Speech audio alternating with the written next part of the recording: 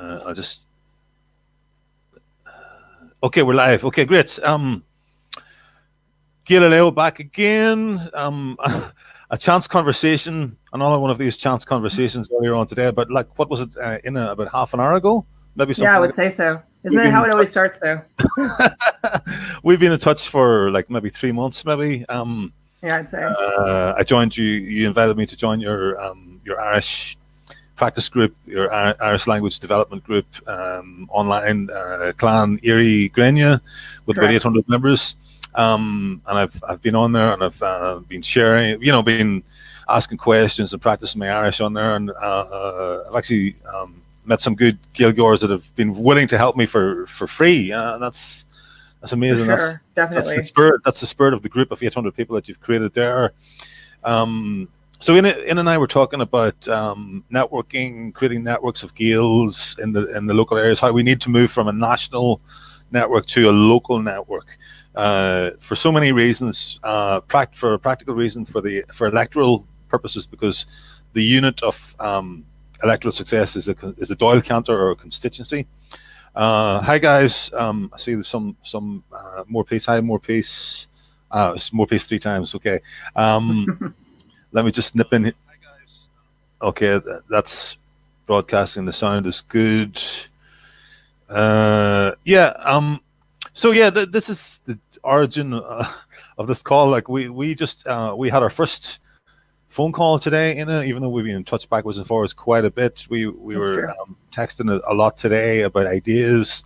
And then you said, please, can I just call you for 2 minutes? And I said, fine, no problem at all. I'm free, I'm in lockdown. So what better way to spend an afternoon than networking with another Gael about ideas, about, instead of like how terrible things are and doom and gloom, which, things are going to be pretty terrible. But what can we, I keep coming back to this as well. We need to be focusing on what is within our power to do. What can we do today, rather than waiting for somebody else to do something.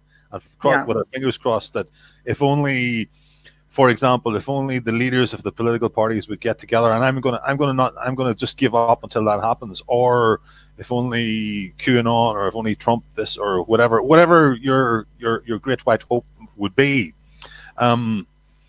So that's that may or may not happen, but what we have, I think it's in St. Patrick's prayer, isn't it? God, give me the wisdom, the courage to change the things I can, the serenity to accept the things I can't, and the wisdom to know the difference. So we're talking about in fact, it's a bit of wisdom. It's a bit of like wisdom to look at what we can change, and we can change our own behavior and the behavior and we can be getting communication with other people. So like our 0 degrees of freedom, i.e. ourselves, and then 1 degree of separation, like other people that we can communicate with. But the rest of the world, we can only change the rest of the world by 0 and 1 degree of communication, right or wrong. Well, I think basically what you really have to start with, though, Conor, is something even more basic than that. We woke up this morning, so we won the lottery. Lots of people did not wake up this morning. So right away, we're already winners. That's the mentality. You have to have thankfulness at the very beginning of your day. Every day that God gives you the chance to wake up, that's where it has to start. And then, if there's a quarantine or there's a war, or, your job is not doing so great, whatever is going on, you've got to find that thankfulness first. And that's got to be your foundation. Mm-hmm. And I think that's got to be our foundation as a people as well. Definitely. Inne, do you want to give a little bit of background to yourself? Sure, definitely. So I'm an Irish American, and I was born into a very patriotic Irish American family. My grandfather was an Appalachian Gael, and he raised us to be very proud that we were Irish. He would say to us, if you're lucky enough to be Irish, you're lucky enough. And he would repeat that anytime, you'd have some hardship in life, and he would say, whatever's going on with you, whatever this hardship is, just be glad you're Irish, for goodness sakes, So he was very extreme in that, and I'm glad that he raised us that way. He always, taught us that Ireland was the homeland, and before he died, when I was 8 years old, he told me, if you do nothing else, get back to Ireland, get our family back to Ireland where we belong. And so I took that very seriously. I was married in Ireland. I've gone back, many times, and I've built great friendships there. And for me, it's the only place that really matters.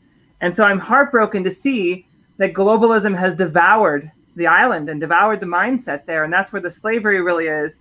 So, my passion is in networking and team building and helping people to develop mindsets that can liberate them out of their situation. I think you and I were talking a bit about that earlier, about some of the possibilities on the table that people aren't looking at that we could possibly help them develop. And that's, where I want to come at this from. Mm-hmm. I'm just showing people your contact details there, your Facebook profile where they can meet you. Absolutely. And let's see if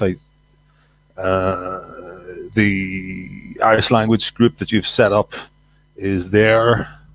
Well, what Clan Grania does is we're trying to network Gaels. We want to bring Gaels together, whether they're in the homeland or the diaspora, because we have 8 million Gaels around the world. If we can develop a cultural mindset that can counter globalism, we can do anything. So globalism basically teaches us that the individual is all that matters, and the individual is a consumer.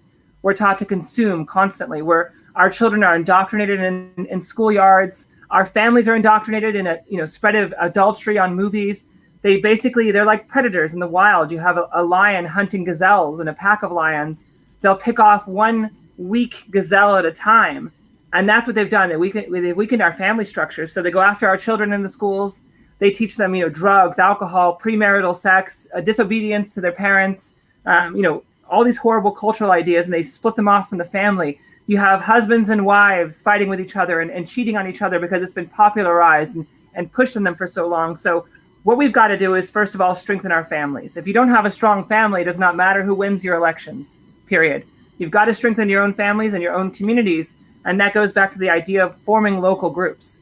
You've got to know who your neighbors are. You've got to care that they succeed when you succeed. And you've got to be on the same ground, basically. So, that your survival is linked. And if we get back to that communal living and we stop thinking about ourselves first and this individualistic idea of me, what can I get? What can I get? We can strengthen ourselves. 100%. I don't know why I was trying to share the screen of that. Could you keep going in the meantime there, Inne? Yeah, so basically the idea that we're putting forth is... Everything you're saying is golden. Everything. Yeah, no problem. I'll put up my hand up if I want to interject or ask you a quick question. Yeah, gotcha. Or if feel free to ask questions in the chat there as well. So yeah. Yeah, no problem. So I grew up in poverty. We were dirt poor. We didn't have much, but everything we had, we shared. And that's a principle I've given to my children too. We're doing better now that I'm an adult, but still we're not living with golden spoons, and that's perfectly fine by me. My household, growing up, my grandmother, my father, 2 of my aunts, several of my cousins, 4 dogs, they all lived together in a 2-bedroom house. And it was close quarters. We didn't have a lot, but we shared it and we worked together. And that's the sort of family bonds that matter to me. If we were to get, let's say, 1,000 Gaels in an area, or even 500, let's say 500 people in an area, and they each contributed €1,000. That's 500,000 euros. You can buy a piece of land, farm it, build on it together like the Amish, and you can get yourselves free of those bills. You see it in the States when you've got 10 or 12 young people between ages of 18, 25, let's say, and they can't afford to pay their rent individually, so they come together, they chip in and they buy a house. It may not be a great house, but they can share 2 to a bedroom, 3 to a bedroom until they can get more independent. If we were to scale that up like the Amish did, and Gaels were to chip in, buy farmland, build houses, grow their food together, harvest their food together, you could be free of bills and you wouldn't have a landlord over your head. Then you could network with other people doing the same thing and buy up even more land. The more free you get that way, the less bills you'll have, the more money you can contribute, the more land you can buy. It only has to get started. Once it gets started, it just snowballs. So that sort of freedom, the thing is, people vote, they want to vote their conscience. Most people want to vote their conscience, but the problem is most people can't. They've got to vote their stomachs. So if you think a party is going to allow you to feed your family or pay your bills, even if you don't necessarily agree with their morals or their values, or they're going to screw you down the road, you may be forced to vote for them, and that's just wrong. We have to take away this weaponization of the vote. If we can get Gaels that liberated by getting them to work together, so they don't have to worry about feeding themselves, housing themselves, then they can vote their conscience. And I guarantee, I know the hearts of every single Gaelic person in the world. We are rebels. We are, we're based on our people. We care about things like justice. We care about what's right and wrong. We are, we're born with this idea of, justice and how the world should be. So let's get rid of all this, need to feed ourselves, need to house ourselves, take that out as a weapon, and we can use the vote in a good way. We can use it in a way that liberates us. We build a voting bloc. So you build these strong independent communities, and what you're doing is you're building a gigantic, national, organized, and synchronized voting bloc.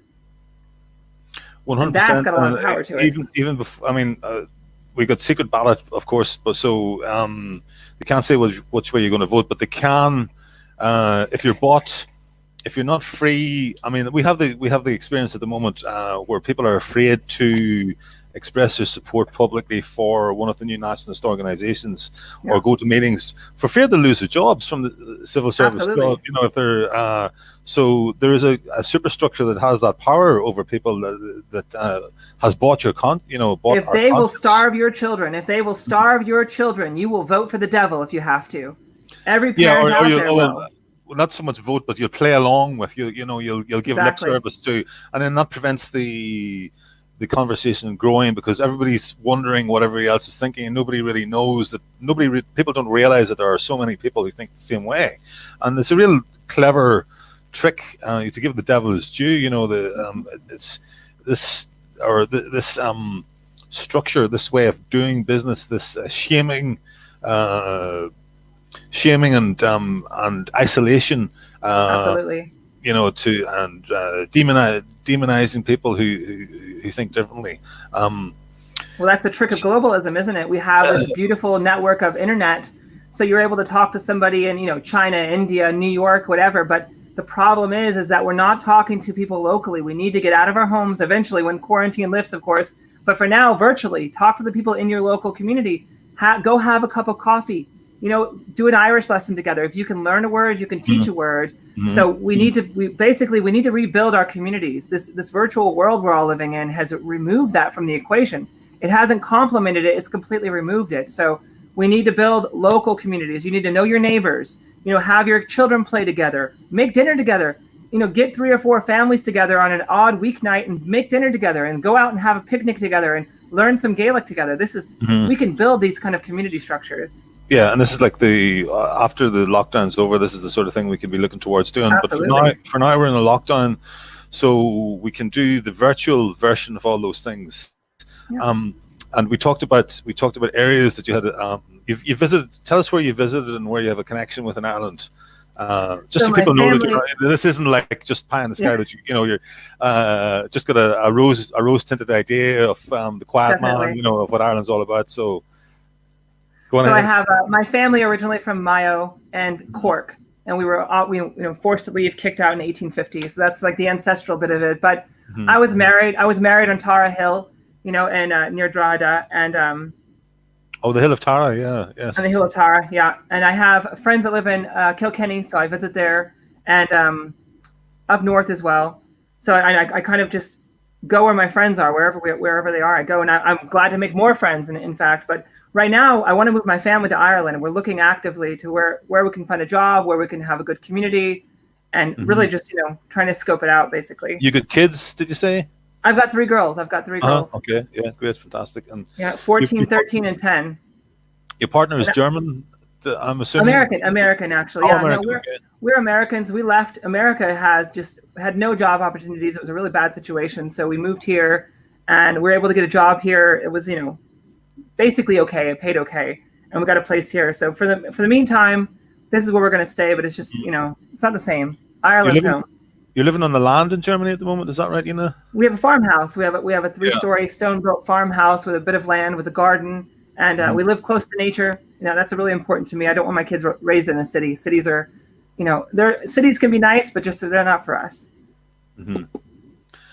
And I was going to say, tell us about how you've developed. You've got into farming and things. Did you have that farming background, or that sort of like growing? I did actually. Yeah, I grew up on 40 acres. So I grew up on 40 acres for part of my life. That was I was in foster care, unfortunately, but. The one good thing about that was my family could never afford land, but in the foster homes, they worked us like slaves, which was terrible at the time, but it gave me a strong back and a lot of skills that I can put forward today. I grew up with animals, working the land, digging ditches, digging root cellars, canning fruit, canning vegetables, that kind of thing. So though it was a pretty awful situation growing up in the foster homes, the actual, living close to the land and developing those skills, washing my clothes in a washboard. We didn't grow up with television, which was nice, because I see the difference in my children. We have these computers now, and every day I just want to get rid of them entirely. Growing up close to the land, we would go out in the summers, we'd go out, sunrise to sunset, we would be out barefoot in the dirt, in the trees, making our own kind of, playtime. And I want to get my kids back to that for sure. Oh, 100%. Yeah, when I think my kids are growing up in London at the moment, and when I compare their lifestyle to the life I had in the countryside around Tyrone here, playing football and even playing with the kids down the street, off on my bicycle, at a range of 10 miles on that bicycle. I could be anywhere within 10 miles of the house, north, south, east, or west on a nice summer afternoon, going off to swim in lakes. Absolutely. I can remember making rafts and fishing and making rafts and climbing hills and, just being out there. I think now I see a huge difference. For me, I kind of grew up old fashioned in that way, and I'm glad I did. I see a huge difference. And now our children are basically being marketed to younger and younger, and they're being made into consumers. So this life, these kids are being fed. Every child has a cell phone. We didn't even have cell phones when I was a younger adult. We didn't have them in our area at all. And so now every kid's got a cell phone. Every kid's hooked into this damn internet, and all it is consume all day long. It's you go into look things up online, but what's happening is you're being looked up, you're being programmed, you're not looking things up, you're being told what to look up, basically directed constantly. So I think back to basics is really important. I'm a networker. That's what I do. That's my skill. I network, I build teams. I built an aerospace network, over 1 million members over 10 years.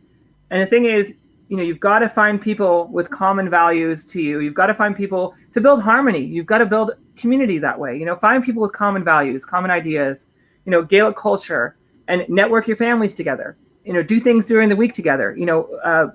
Build clubs.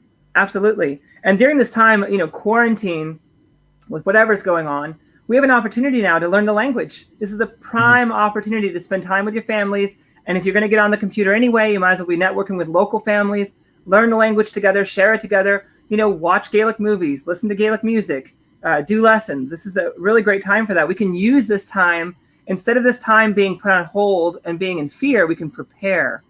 We can prepare physically, we can prepare spiritually, and then come out of this quarantine stronger and more networked.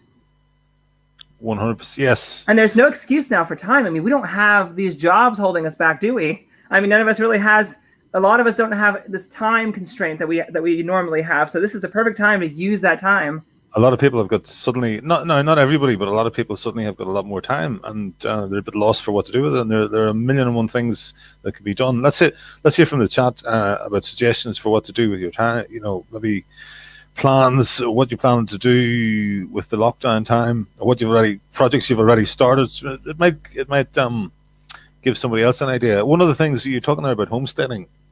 Definitely. I'm conscious of the fact that supply chains could be affected by the recession, by a possible recession or depression coming out of this coronavirus disruption. So I've been planning to grow some potatoes. Let me just reach. What I was thinking. Yeah, I was thinking something this week. I was thinking to myself, who's not affected right now? Who's not really going to be feeling this much? Who's not going to be feeling this much is the Amish. So the Amish are there. They build their own homes. They make most of their own clothes. They grow their own food, and they're good at it. They work with their cattle. They work with their land. Their kids come out of the womb basically with a hoe in hand. They know how to grow their own food. Oh yeah, beautiful, lovely there. You got a good start going. It is waiting to go on the ground. Beautiful. So I think they're about ready now, because those little stalks should be between 1.5. How many of our people think that food comes from a grocery store? Unfortunately. So what happens is, if you don't grow your own food, they can turn it off. If you don't grow your own food, someone else can tell you can't have any. Someone else can tell you it's just not available. If every single family were to grow food in their house, if they've got no land, you can grow it in buckets in your house.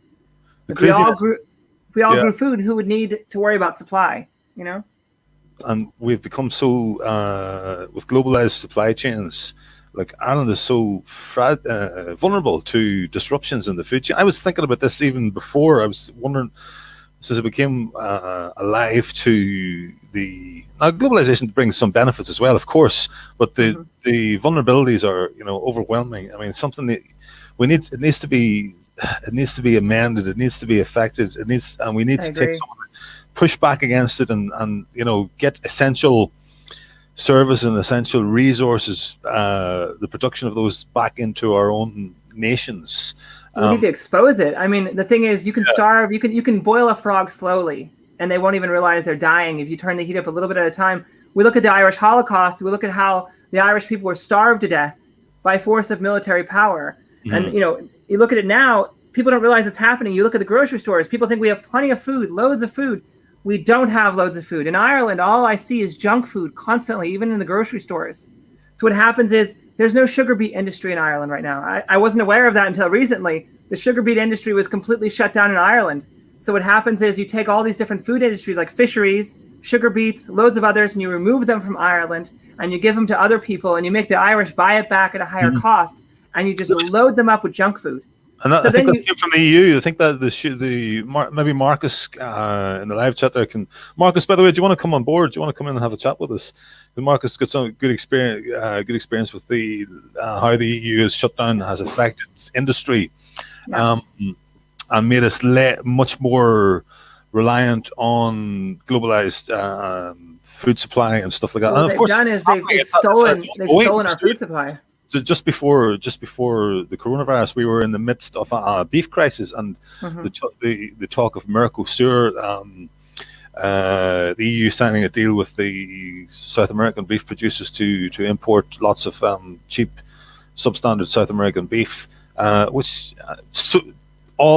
because of the cows farting. So instead of having a few cows farting in the fields in Ireland and whatever minimal carbon footprint that's going to have, we're going to import our beef by ship. Greenhouses, they pump it into the greenhouses to make things grow better. We all know that's what makes plants grow. Let the cows fart. They'll give us more grass and we'll feed them more of it. 100%. Marcus, will you come on? Will you come on for a chat? Is that the link? Give me a yeah or nay.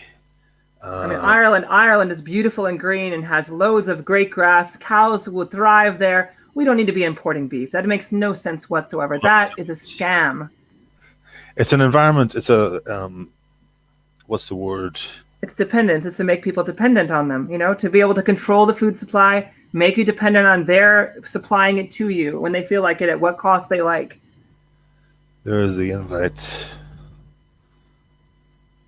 So that's for Marcus if you want to come on board and give us your expertise in terms of the what happened at what time, how Mercosur, the sugar beet industry, etc. So we were talking earlier about what we can do now in this lockdown period using we're not promoting. We're not saying we need to go back to the 1950s or we need to go back Absolutely to not. Sort of like pre-industrial, sort of like driving by the crossroads type lifestyle. Well, I don't think we need to get rid of technology. The best of the old and the best of the new. Yeah, definitely. We need to use it wiser. We're using the latest modern technology, live streaming on YouTube, using all the tools, and we can use that for learning Irish. I've been having chats with people, practicing my Irish. I can basically do it self-learning because of the wonders of these communications networks and all the knowledge that's available online. But what could we? So we were speculating early on what could be done now to. Okay, so if we look at where we're at in terms of the national movement, what I see, and correct me if I'm wrong, anybody, but what I see is atomized individuals who only know each other through handles on a YouTube comment stream, or maybe a Facebook profile, which might not be somebody's real name. And that's not really. Yeah, exactly. How are we going to cause anything with that? So, we're connected to, the central informational coordinator like the GT or Gran Torino, etc. But we're not connected to each other. Like I've been to protests. I'm talking to a guy from Galway on my right hand side, and then I turned around and introduced, because I'm that sort of person. Like you and I, we recognize each other as connectors. We are people connectors, people and resource connectors. That's our skill set. That's how I've made my career in the past. I made a lot of money doing that, and that's what you've been doing for 10 years as well. So as soon as we started talking, and bang, I thought this person thinks the same way as I do. So we're thinking how to get people connected up to each other and the benefits, so that they can lose the fear. They can have that solidarity. They can tap into the resources of other like-minded people around.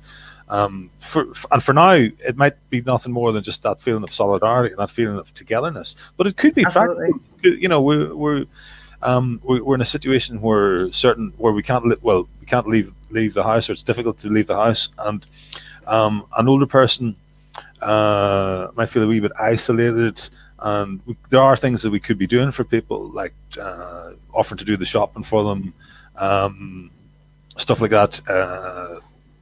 Have a prayer service. Have a Bible study. You can have a Bible study together. You can meet with 10 of you online, and you can have a Bible study. You can do a Gaelic class. No one even needs to be fluent in it. They can just help. If you can learn 10 words, teach 10 words. You can practice together. Get one fluent speaker and 9 people trying to struggle, and you can work together. There's loads of things you can do, but the best thing to do is find those local people. Again, the internet is supposed to be supplemental to real life, but what's happened is when it first started, it was great. It was a way to supplement your real interactions. So you could easily get a hold of somebody and say, hey, meet us for a football game, on Wednesday night, and then you go out and you'd have the game. But now what happens is people talk online and they have virtual football games. They don't get together, so it's completely taken over. Meet people locally online, and then get together and have a cup of coffee, go make dinner together, have a picnic out there, get yourselves together. But right now, if you can't meet, obviously, physically, get online virtually and find the local people who have a shared passion. We need a sense of ethnicity. And that's one thing I've seen missing is, especially as a diaspora Gael. When I was growing up, it was very different. When I was younger, when we met people from Ireland that would come over and visit family in America, it was just this given. We were all Gaels, we're all Irish. It doesn't matter where you're born, because people would they'd live in Ireland, they'd have children there, they'd move over to New York or Boston, they'd have a child or two, and they'd go back to Ireland. It was just this cross-pollination, but we always had this understanding that we were one people. And these days, what's been fed to people is, this plastic patty, or, Irish is just a nationality. This is what we have to get over. If someone's Russian, for instance, in Australia or Italy or America, they're Russian. If they're Pakistani, they're Pakistani. If they're Italian or Polish, that's their ethnicity. No one gives a damn where they're born. But with Gaels, we seem to have been fed this idea that we don't exist as an ethnic group. And we do, and we need to develop that sense of loyalty to each other and that bond again. That's that wider bond. If we develop that sense of ethnicity, we have a destiny together. We have a movement together, instead of just being individuals just trying to fight for survival. So we need that strength of connection, absolutely. Anybody, I'm taking Jay Cahill here, for example, who I met at, who I know from one of the protests, all of the protests. Anybody who's been on those protests will have had a great. It was a transformative experience, really, because we experienced just how many of us there are, and the strength in numbers. And this is exactly what Antifa wanted to stop happening. And now the worm has turned. There's no that was a tipping point. Now that a few of those meetings happened, a few of those protests happened, and the veterans of those protests came away and said, that was fantastic, and we need to start to replicate that sense of togetherness and that solidarity, that feeling of solidarity that we got from each other on those days, and we need to take that back to our parish. Okay, maybe not quite our parish, but let's start. Okay, let's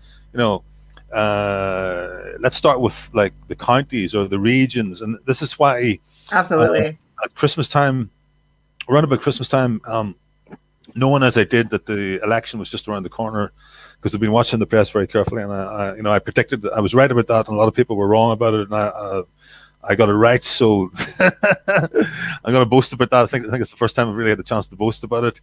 I called it exactly. Nice. I said middle of February. This is going to go off. Because they had ordered the government. There was a article in the paper about how the Daily Mirror, I think it was the Irish Daily Mirror. Some source had a journalist had found out that an order had been put in with a big commercial printers for the delivery of 3.5 million voting slips for the end of January, I think it was. So that meant that the names of the candidates would have been known by the end of January for the printers to be able to print them. So that meant that the announcement was going to be in the middle of January, which it was, and we had the election in February. So a lot of people got caught out. And I was saying, look, this is coming, guys. Start preparing. I think it was like a voice crying in the wilderness. I don't think anybody paid any attention. But I'm just saying that, guys, I told you so. So like, I'm good at this. I do my research and I know what's happening and I know what needs to be done. And I was telling people, look, we need to organize locally. Otherwise we're going to get wiped out in this election. And, for all the people saying, oh, didn't we do well? We got to start. Okay, that's true. But at the same time, given the fact that there's like there were 20,000 people voted nationalist across the country, which equals 500 people per Doyle canter or constituency. So there's plenty of people. But people thought voting was going to be enough. People thought because we were caught in a little bubble of like everybody online thinks the same way, right? So people actually made the mistake of thinking that the whole country was ready for this change. But you could tell, that's exactly the problem, is because you can grab, if you take 500 people from different regions of Ireland, you get them into one chat room, everyone thinks, my God, look at the numbers. So that's where the deception comes in.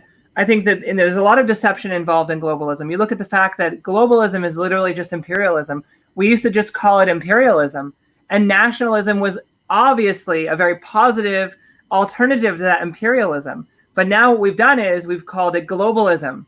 So it's got a whole new name, and the idea is that it's one big unified world. Everyone's working together. Everyone loves each other. We're all one big family. It's a lie. It's this disguise. It's a disguise that imperialism has dressed itself up in. And we have, the Nazis, who are the National Socialists. This is what they're calling nationalism. They compare nationalists to this group, when really this is a complete lie of what nationalism really stands for. Nationalism is the opposite. The Nazis were the globalists. Mm-hmm. The Nazis were the imperialists. They were the ones who wanted to expand. Yes. They wanted the exact borders of what the EU is today. So we need to take back the idea that nationalism is a positive thing. It's not racism. It's not hatred. It's a love of your family. Family, the nation is a family scaled up, they say. So we have to, first of all, bring back this understanding that nationalism is a cure to the cancer of imperialism, which now calls itself globalism. And we have to get people out of the entertainment slavery. So you have cakes and circuses, just like the Romans gave people, Netflix. If we're all binging on Netflix and trash television all day long and getting caught up in the celebrity gossip, if that's what we're spending our time on, clicking on YouTube and Instagram and Facebook all day long to see who liked our post, we've got to get ourselves disentangled from this big web of distractions and start educating ourselves on what's going on around us and what the realities are for our families. And start your kids young. I homeschool, because I don't think that public school is ever a positive thing from our kids. Don't allow strangers to indoctrinate your children. If I said I knew a single mother with 30 kids, you would think I was insane or she was insane. But if I call her a teacher, suddenly everything's great. There's no problem. So right away, we're giving our children off to the state. And this prison-like structure, this industrial complex, this prison-like building where they go every day and they report in and they're made to sit still and follow orders. What happens is you're just stripping all of the creativity and the natural rebellion. There's a good level of rebellion that's required in an individual thinker, in a free person, that we need our kids to have, and that curiosity about the world. And you're not going to find it in a school. If you were to take the public school system out and you were to allow people or encourage them to homeschool their kids, divorces would go down. A lot of times divorce is a very convenient answer to a problem that could have been solved otherwise, because what's happened is the state has stepped in. It's become a third parent, a third partner in the marriage. It's become the church. It's become the family. It's become whatever it has to be. If you were to remove that and you were to have one parent staying home to raise the kids and one parent out working, that already is, you're returning back to your original family structure. So all of this, you have to look at the perspective and figure out where things have been altered and get back to basics. 100%. So turning back to practical issues of what we can do today, what I invited you to do, and as soon as as I say, like we were, even before you called me, I thought that this is the sort of woman this is the sort of person who thinks in terms of connecting people together. I asked Absolutely. you what areas you had a special affinity for, what areas of Ireland you'd visited before, and you mentioned Mayo and you mentioned Cork, and I'm thinking, yes, Cork. We need somebody. There's great potential in Cork. It's the second city of the 26 county state, and nobody has really stood up yet. And I'm hoping, Tara, if you're listening, you'll help out with this as well. But it's not just a job for one person, but the more the merrier. But at least one person per constituency to get into. Let me just get in there and just close. Sorry, it's this one. Yeah. To get into each of these groups. This is only. It's not maybe the perfect structure, but it's something that we can run with for now as a way to start organizing. And I'm not talking about organizing on party basis. I'm just talking about an informal community connectedness between patriots and Irish nationalists in the same area, so we can start to get to know the local issues, the local players, the local people, what parties are stronger. For example, I think Cork was an area that had two Irish Freedom Party candidates. Next up a wee bit north in Limerick, there were two National Party candidates. So I'd like to think that all the the Irish Freedom Party supporters in Limerick would have voted for the National Party and vice versa in Cork. And this is the way we need to be thinking. We need to be thinking collaboratively. And we also need to be... If we're wondering why only one, well, Tara did very well in Northwest Cork. I think she got 2.5%. But we really need to be getting up to about 10%, 7-10% to get somebody elected. And what it's going to take, I think talking to the candidates, it was an average of like 10 helpers per candidate, and that got us 1%. So you can do the maths. To get to 10% of the electorate, 10% of the electorate voting for us, we need 10 times that number. So 10 times 10 is 100. We need 100 people. So we need to build, if we build the communities, then the recruitment will be easy. The braver people will, the people who've gone further will step forward and help out in the next election. But we need to build a community where there's levels of participation for all people, from level 0, which is just sitting at home, consuming infotainment, consuming videos, and doing your research or whatever, and maybe having the occasional chat with the group.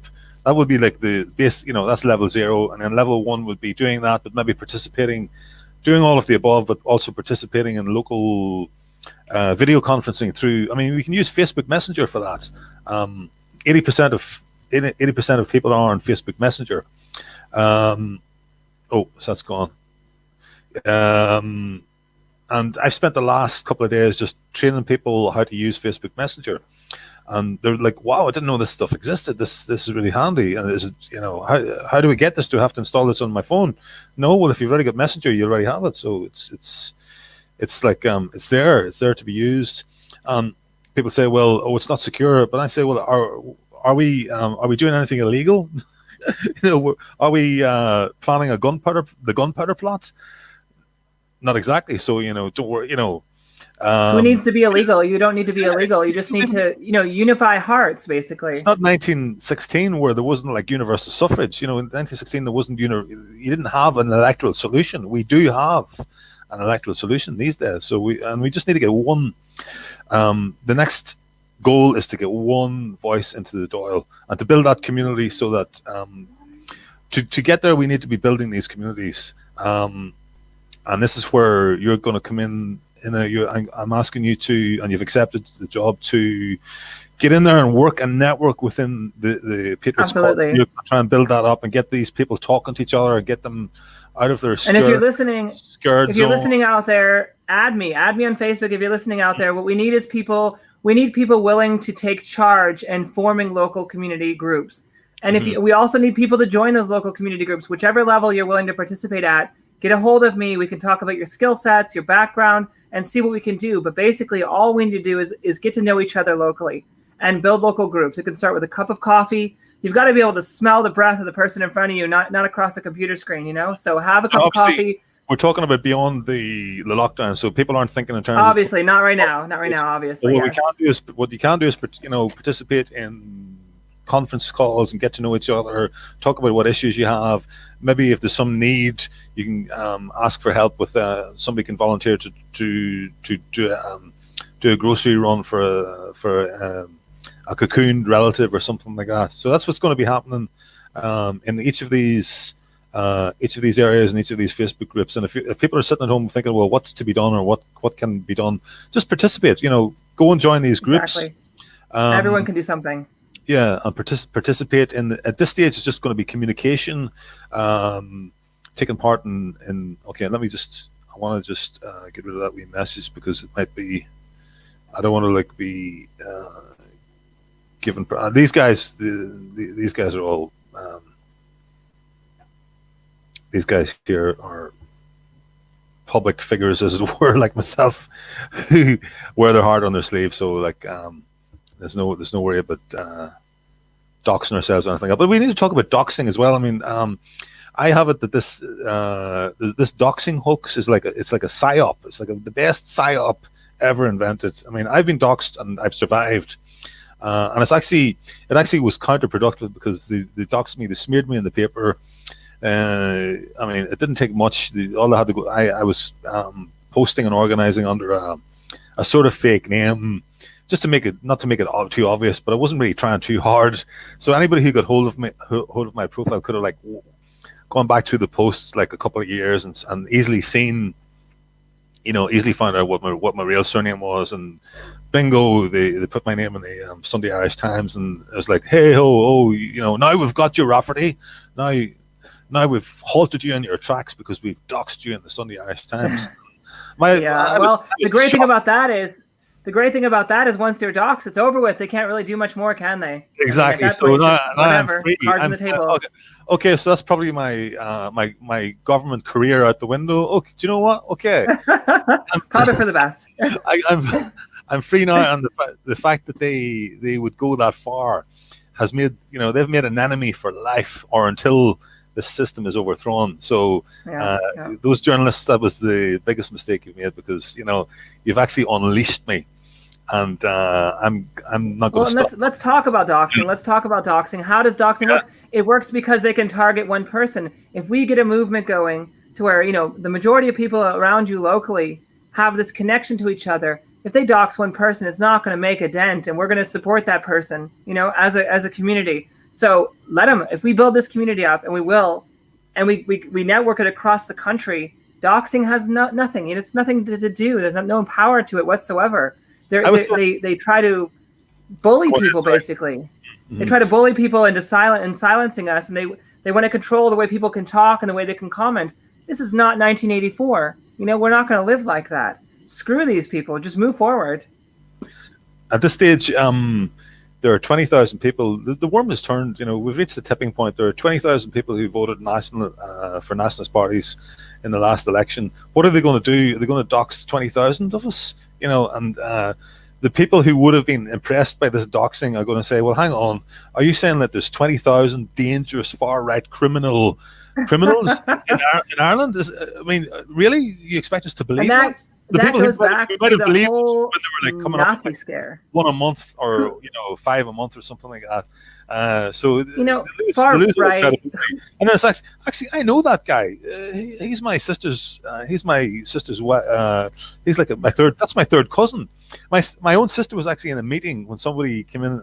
Somebody was complaining about the resistance. The protests against the asylum scam up in Achill, and he says, "Oh yeah," and there was this loyalist from the north called Conor McZorba, and she went, "Loyal." My sister went, "Loyalist from the north." Oh, Conor McZorba is my brother. He's no loyalist. He's an Irish nationalist. He's and the guy's face fell. It was like it was obviously made. These are old tricks. These are old tricks that the British use, the Romans use. It's the same divide and conquer, smear campaigns. turning people against each other. We've all seen this. Everyone knows this is how things go. Once you've seen it, you just kind of laugh and just, you're not going to fall for this nonsense. I think that's the thing, is don't break unity. We need to establish unity, and we need to inoculate ourselves against them breaking that unity, by having one community, one mindset together. That's really important. And this whole far right thing really pisses me off, because I've met nationalists who are LGBT, liberal. I've met them who are conservative. There's this whole spectrum of people, and they try to paint the nationalists with one brush as if we're some sort of cult. And it's just not the case. The whole scare of far right nationalists is the whole racist Nazi garbage. And the Nazis wanted to establish the EU. It's exactly what they wanted. They wanted to establish this empire that would gobble up people's differences and gobble up their cultures and nullify them and turn them into, good little foot soldiers. So nationalism is actually the cure for this. We don't want them doing that. We want to have our ethnicity, our culture, our beautiful differences, and our independence. That's a great positive thing that a lot of people can get behind. It doesn't matter what religion you are, what your social background is. It's a very broad, spectrum. It's not this, cult of, angry ninjas that they try to make us out to be. 100%, 100% in there. And we need more voices. We need more voices coming forward. Like Absolutely. yourself, like I spotted you today and thought, you've got a voice this voice needs to be broadcast. Next time we're talking, maybe you'll show your face as well. I think it was only because I caught you on the hop today. Yeah. But no pressure. But if you want to, no pressure. So no housework, and I'm in my pajamas, just so for complete transparency here. But imagine I'm not. No, okay. Well, you can't say imagine it not once you put the idea in somebody's head. That's the way psychology works. So let's move. Let's change the subject. Yeah. Let's get talking to the live stream here and see. I think I'm pretty much up to date with everybody. Any questions for Inne, or any comments about what you've heard so far before we wrap up?